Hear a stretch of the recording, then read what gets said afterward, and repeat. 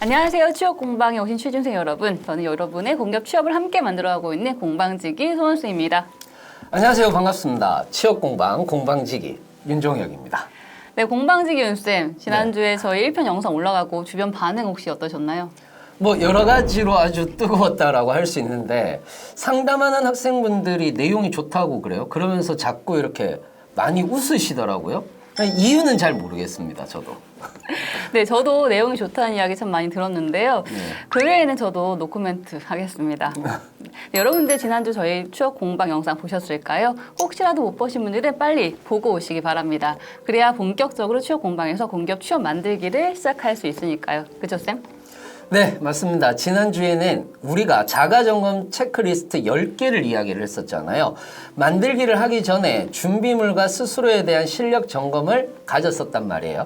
이번 시간부터는 본격적으로 하나씩 공기업 취업 준비를 시작해 보도록 하겠습니다. 취업 공방, 지금부터 작업 시작하겠습니다. 구독, 좋아요.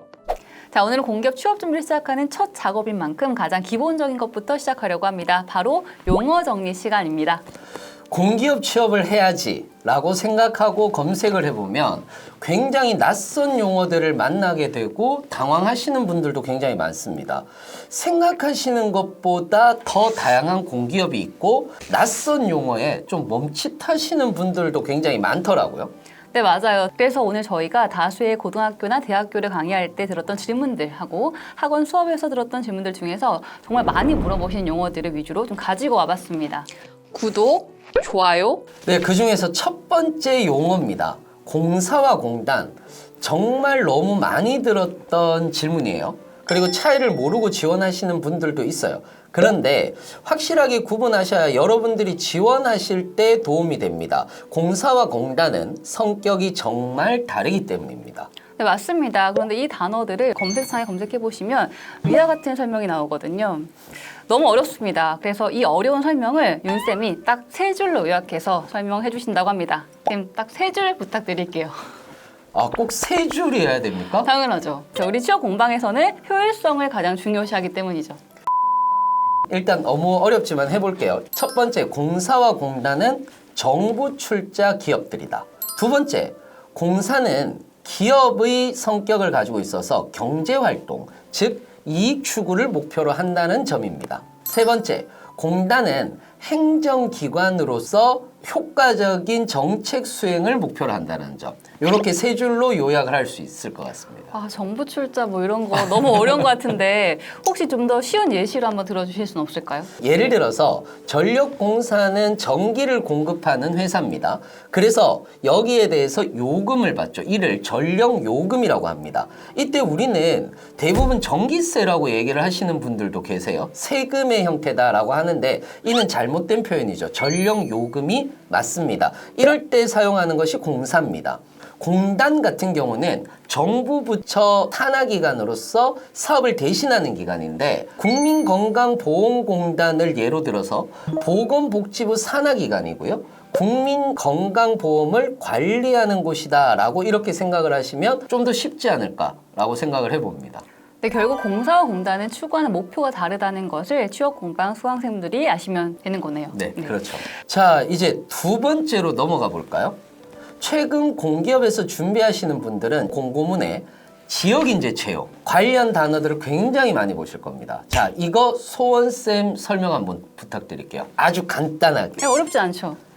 지역인재 채용이란 공사공단이 위치한 해당 지역의 고등학교나 대학교를 졸업하시거나 또는 졸업 예정인 사람을 전체 채용 인원에서 30% 정도 할당 채용을 하는 것을 말합니다. 괜찮죠? 사실 이런 부분 때문에 상담할 때 고민이 좀 많으시다면서요, 쌤? 아, 네. 아무래도 지역인재 채용에 대한 정보가 너무 없다라는 거예요. 지역인재는 분명 이익이 있습니다. 그런데 남들이 지원하는 기업에 나도 무작정 지원하는 친구들이 너무 많다라는 거예요. 이런 부분들이 조금 안타까운 거죠. 맞아요. 그래도 최근에는 학교들에서 이런 정보를 좀 많이 주고 있는 것 같습니다. 그런데 이와는 좀 다른 의미의 또 용어가 하나 더 있죠.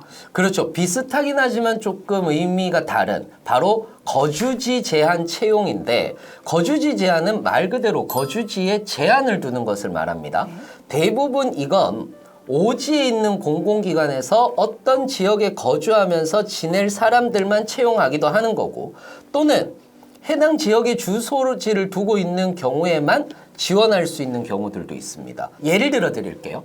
코레일에서 거주지 제한은 영월, 사북, 정선 이런 곳에서 거주하면서 근무할 사람을 뽑는 거고요. 지방 공공기관은 해당 지역의 주소지를 3년 이상 두고 있는 사람들만 지원할 수 있는 것입니다.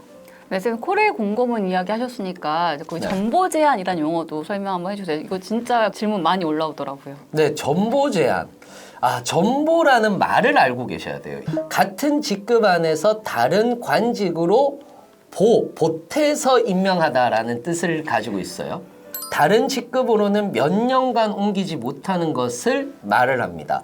보통은 5년 전보 제한을 두는 경우가 많고 기술직인 경우도 여기에 많이 해당이 되는데, 코레일에서는 이 내용이 나왔어요. 입사 후 배치 소속 발령 후에 3년간 전보 제한인 경우, 그리고 정선, 영월, 관내 역사업소 배치가 되면은 15년간 전보 제한이라고 돼 있어요. 그러니까 15년 동안 정선과 영월에서 근무해야 된다는 얘기가 되는 거죠. 역시 어려운 단어는 어려운 사람이 설명하는 게 맞는 것 같습니다. 네. 자, 선생님께서 지방 공공기관 이야기를 하시니까요. 또 하나 많이들 질문하시는 용어를 좀 설명드려 볼게요. 바로 통합채용인데요. 용어 자체를 어려워하시는 분들은 사실 없습니다. 경기도 공공기관 통합채용, 부산광역시 통합채용 등 진행이 많이 되고 있는데, 지역에 속해 있는 공공기관들 중에서 채용 인원수가 좀 적은 기업들이 통합으로 채용을 하는 것입니다. 단 여기에서 주의하셔야 될 것이 있습니다. 네. 10개에서 20개 정도의 공공기관들이 통합 채용을 하고 있는데, 여기에서 복수 지원이 불가능한 거예요. 네. 그러니까 같은 지역에 2개 이상을 내면 안 된다는 거죠. 그리고 각 기관별로 시험이 조금씩 다 다르다라는 겁니다. 물론 NCS 직업기초능력은 공통인 경우가 많아요. 네. 그런데 여기에 전공을 보는 경우들 또는 일반 상식을 보는 경우, 그래서 필요한 직무마다 시험이 조금씩 다르다라는 거, 이 점 주의하셔야 되는 거예요. 그래서 우리 공방 수강생 여러분들은 빠르게 통합채용 기존 공고문을 보시고 미리미리 준비하는 것이 필요합니다. 필요합니다. 구독, 좋아요, 알림 설정.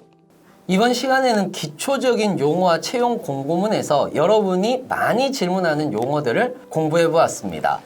취업 공방에서의 첫 작업 어떠셨나요, 수원쌤? 괜찮으신가요? 네. 혹시 더 궁금하신 용어들 있으시다면 취업 공부 영상 댓글 남겨주세요. 저희가 더 많이 준비해서 설명드리도록 하겠습니다. 이 공방 해설 작업이 여러분들에게 많은 도움이 되었으면 좋겠습니다.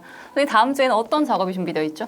이번에는 채용 공고문의 앞부분에 해당하는 지원 자격 그리고 내용에 대해서 확인해 보았다면, 다음 시간에는 채용 공고문의 메인, 즉 필기와 직무에 해당되는 용어들을 설명드리고자 합니다. 네, 기대가 많이 됩니다.